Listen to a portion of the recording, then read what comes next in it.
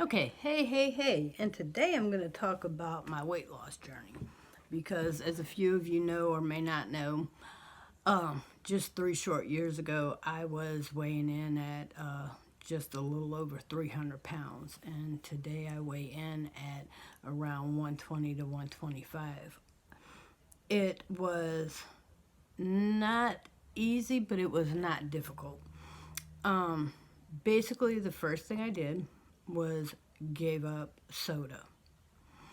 And what I started doing was drinking unsweet tea, um, coffee with only creamer.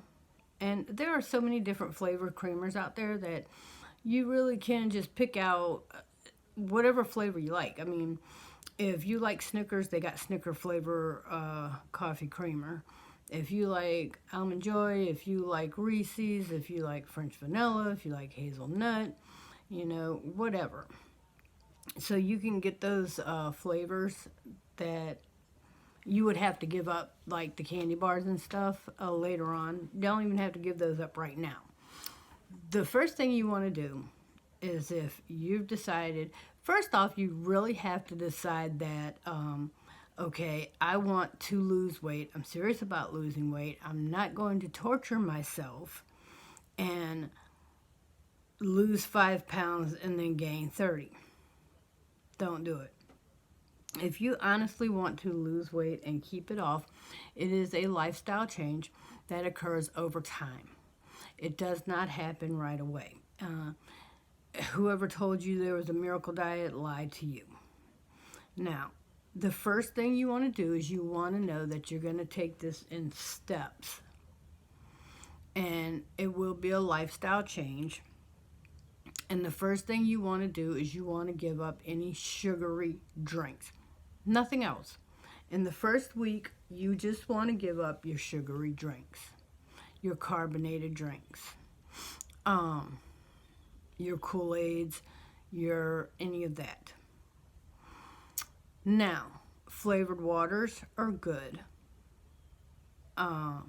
Unsweetened tea, unsweetened coffee, unsugared coffee. Again, it is okay to use coffee creamer to flavor your tea and or your coffee. That's all you want to give up on the first week. Don't want to give up nothing else. Don't want to give up your foods. Don't want to give up your candies. You just want to give up your sugary drinks the first week. Week two. Week two, you want to give up all white foods. Breads, rice, pastas, potatoes.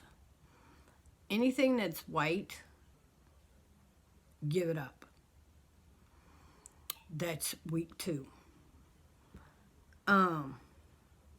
Week three, you want to give up. And keep in mind, now when you go from week one to week two, you are still giving up you're not bringing back the cold drinks or the soda to give up the white stuff. You are still letting go of the soda.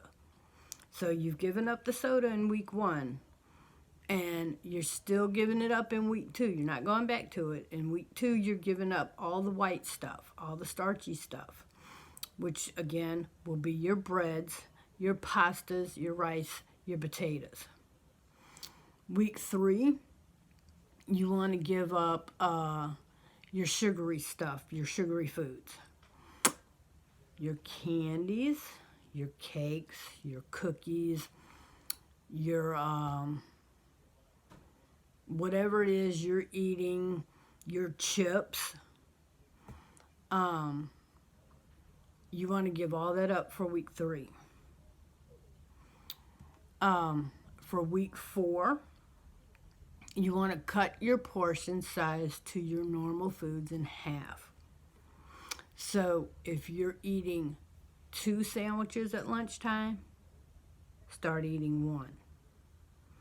If you're eating fried chicken, 3 pieces,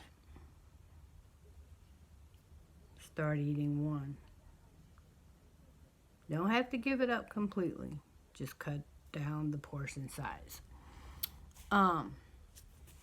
And by now, you should really start seeing a significant drop in the weight. If you have done what I'm telling you to do by week 4, you should, if you have given up the soda, given up the whites, and given up the candy, the junk food, by week 4, when you start to cut your actual food portions, your real food portions in half, you should step on the scale and see anywhere from a 10 to 15 pound weight loss.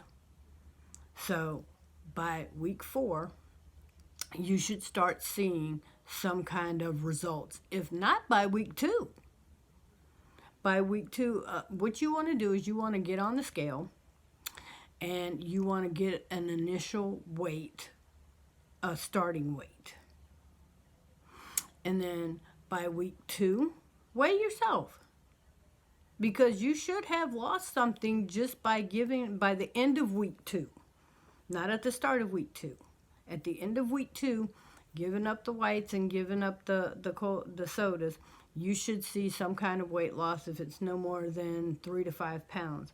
But definitely by week 4, and by the end of week 4, you should definitely see anywhere from 10 to 15 pound weight loss. After giving up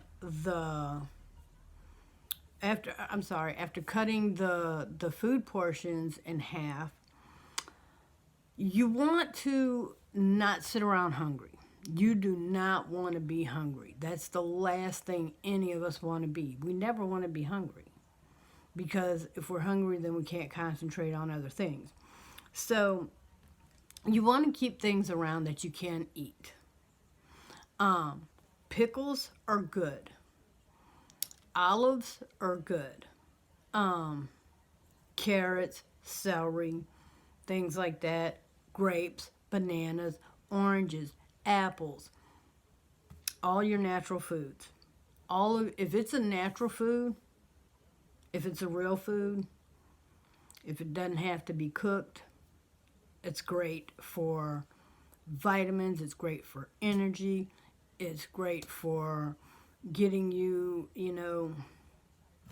full, or even at least to not hungry. Now, I would suggest planning your eating times and not eating before those times. Not eating in between those times. And then when you want to go snack on something, figure out if you're really hungry or if you're just bored. And it's not even a matter of you haven't had it, because some of us think that we have to have it and we really don't. And here's another trick. If you don't buy it, it's not there. So even if you live in a house with a large family, if your kids want to eat candy, then suggest to them that they do it outside of the home, where you don't have to watch them eating on your favorite candies and chips and sodas and whatever. You just have to figure out ways to do this and be serious about doing it. If you're not serious about doing it, then by all means don't do it, because all you're going to do is torture yourself, and you're going to deny yourself for a week, and you're going to lose 2 pounds, and then you're going to feel like you are self-entitled because you lost 2 pounds, go celebrate, and this crap's too hard, and I don't want to do it, and you're going to go gain 30 pounds. And that's just stupid. So don't do it. Truly, if you want to, though, and I did, and it took me over a year to lose 115 pounds. And I went from 300 pounds to 120. And it it's not even a matter of self-torture. I mean, because there was things I did because I wanted to do, and it's not a matter of self-denial. You know, I went to the buffet pretty much every day, and I chose to eat the baked fish rather than the fried chicken. And I chose to have corn rather than bread. And I chose to have a soup rather than a salad covered in salad dressing. So, you know, it just depends on how bad you want it as to how bad you will do it. And I would not suggest going on any type of diet if you don't really want to do it, because in the end, you will. It's torture, and it's stupid, and nobody wants to torture themselves. But I will say this: the things that you give up in the beginning, once you hit your goal weight within moderation, you will be able to have those things again. So when I say give up the whites, which are your breads, your pastas, potatoes, rice, when I say give those up now, once you hit your goal weight, you'll be able to have a little bit of those, you know, once or twice a week. You'll be able to have a piece of fried chicken with a side scoop of mashed potatoes once a week. So you will be able to reincorporate those things back into your life and back into your diet once you hit your goal weight. But again, it's all about learning the moderation, and it's all about learning the correct portion size. And it's all about not rewarding yourself with food. The sad part is, here in America, everything we do is food based. If somebody dies, we have at the end of the funeral, we have a get together, and everybody brings food. If somebody is born, we have a baby shower and we bring food. If somebody has a birthday, we celebrate by having food. If family gets together, they have food. If family falls out, they talk about it over dinner. I mean, it's just completely everything, good or bad, revolves around food in our country. And the sad part is not nearly enough revolves around exercise after that food. And so we find ourselves being overweight. And sadly enough, anymore, the food that we get isn't even food. Half of it is chemicalized bullshit. So, it really is, the real food is the best food. And not drenching your real food in the bull crap is the second best thing you could do. Because you want to take real fish and not drench it in white flour and then soak it up in cooking oil.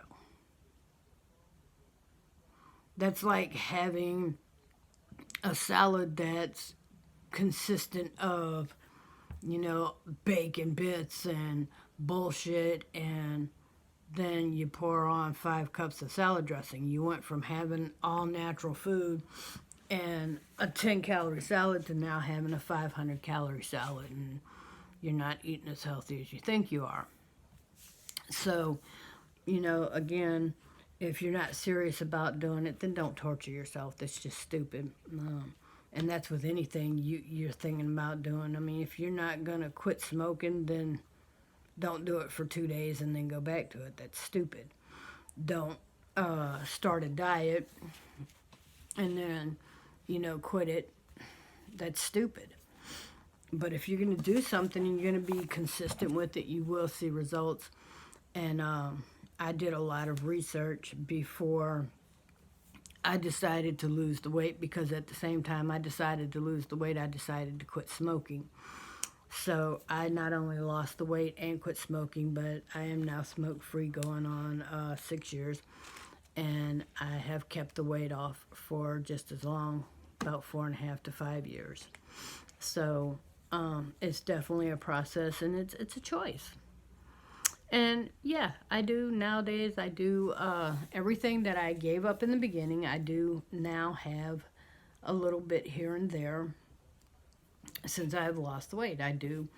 When I go out, I will have some potatoes sometimes, and when I go out, I will have a little piece of cake with some ice cream sometimes. And it's about moderation and portion size, and not being ridiculous and with what you're eating. It's about self-control, and it's also about what do you want for you? What do you want to be your best you? Do you want to be fat and achy and hurting and full of pain because, the fried chicken was that good? Or do you want to be a normal size and healthy and have a piece of chicken once in a while? You can have both.